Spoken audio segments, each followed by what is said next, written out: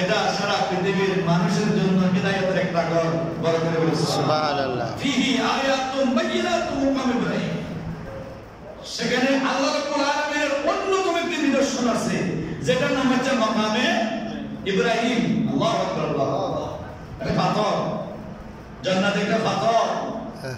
সেদিন ইব্রাহিম আলাইহিস সালাম গাঁথনি করতেন, ছেলে উপর থেকে পাথর দিত, বাবারে পাথর নাও। তো গাঁথনি করার সময় পাথরটা উপরের দিকে উঠে যেত, আবার যখন নিচে নামার প্রয়োজন হয় তখন নিচের দিকে নেমে আসতে পারে। সুবহানাল্লাহ। এটা নবীদের বেলায়, আল্লাহ নবীদের বেলায় এগুলো সব কিছু সম্ভব।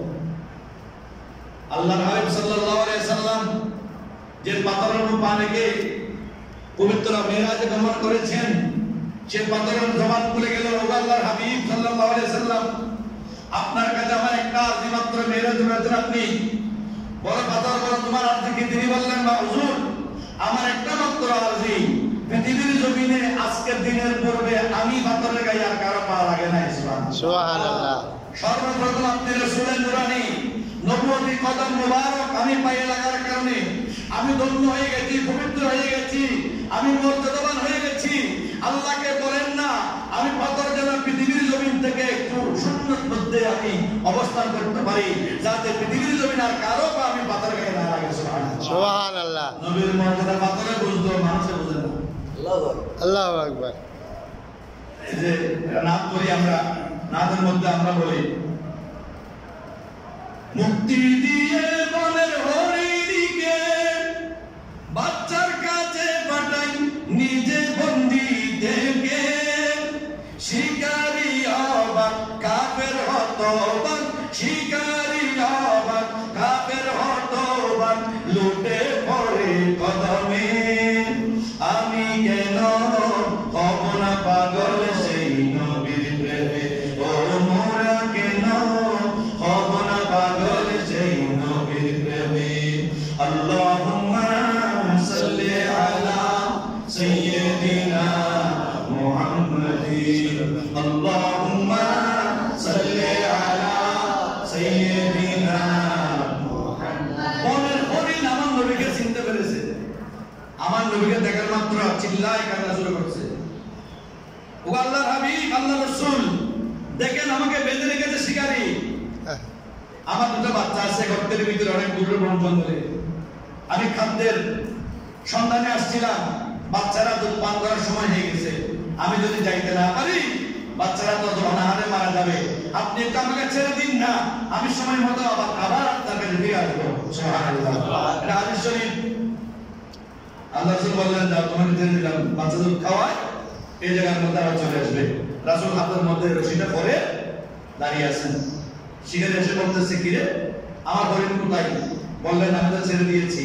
বলে, কি বলেন আপনি ছেড়ে দিয়েছেন? বলে, আমার কাছে সে ওয়াদা করেছে সে পুনরায় বিকেলের দিকে আবার এই জায়গার মধ্যে ফিরে আসবে। শিকারী বলল, আপনি কে? আমি তো জানি না, তবে আমার জানা মতো, অভিজ্ঞতার মতে বনের যত পশু আমি শিকার করেছি, কোনো মতে শিকার করতে পারলে হয়, কোনো মতে যদি ছাড়া পেয়ে যায় আর কখনো শিকারের আশেপাশে আসে না। আমার তো মনে হয়নি আসবে। বললেন, আসবে, আমাকে কথা দিয়েছে আসবে। বিকেল গড়িয়ে যাচ্ছে, আসরের সময়, মুয়াজ্জিন বেলালের আযান শুরু হয়েছে। বনের হরিণ বাচ্চাকে দুধ পান করাতে পারে যখন, হঠাৎ করে আযান যখন কানের মধ্যে রাখছে, চিৎকার মেরে বলে, বাবারে আখেরি সময়ের মধ্যে তোমরা দুধ পান করে নাও, এই সময়ের পর থেকে তোমরা আমাকে আর পাবে না। বলে, মা কেন? বলে, আমি বিশ্বনবী নই, মুহাম্মদ রাসূলুল্লাহ সাল্লাল্লাহু আলাইহি সাল্লামকে, রাহমাতুল আলামিনকে, অনেকে বলে বিশ্বনবীকে, রাহমাতুল আলামিন নবীকে কথা দিয়ে এসেছি, যথাসময়ে আমি জায়গার মধ্যে ফিরে যাব। বলে, মা তুমি একা যাবে না, জীবন যে তুমি নবীর জন্য দিয়ে দাও, আমাদের নবীর জন্য আমরা নবীর জন্য জীবন দিয়ে দিব। শিকারী বলতে দাঁড়িয়ে আছে, আমার নবীও দাঁড়িয়ে আছে। দেখে দূর থেকে দেখা যায় একটা নয়, দুইটা নয়, তিনটা হরিণ শিকারের কাছার দিকে আসতেছে। শিকারী বলছে, আমার হরিণের দরকার নেই, আপনার মতো আপনি কে? আমি আপনাকে চিনি না, দয়ালু বললেন আমি সেই মদিনার নবী, আমি সেই মক্কার নবী, আমি সেই কুরাইশ বংশের প্রদীপ নবী মুহাম্মদ রাসূলুল্লাহ সাল্লাল্লাহু আলাইহি ওয়াসাল্লাম বরকত করে সুবহানাল্লাহ।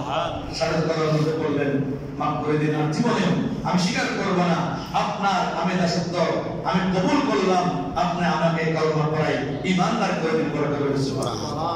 সেই নবীর প্রেম ভালোবাসা অন্তরে থাকলে এই পৃথিবীর জমিনটা আপনি, পৃথিবীর জমিন আপনার বুঝতে হবে না, জমিন আপনাকে বুঝবে। সুবহানাল্লাহ। এজন্য আল্লাহর হাবিবের পথে পথে জীবন ছাড়া, আল্লাহর হাবিবের পথে পথে জীবন চললে দেখবেন আপনার জীবনটা আল্লাহর পথে চলেছে। বড় করে বলেছেন আল্লাহ আমাদের প্রজার পবিত্র জীবন বলে আমিন। ওয়া আখিরু দাওয়ানা আলহামদুলিল্লাহি রাব্বিল আলামিন। আসসালামু আলাইকুম ওয়া রাহমাতুল্লাহ। যারা সুন্নাত করেন আপনারা সুন্নাত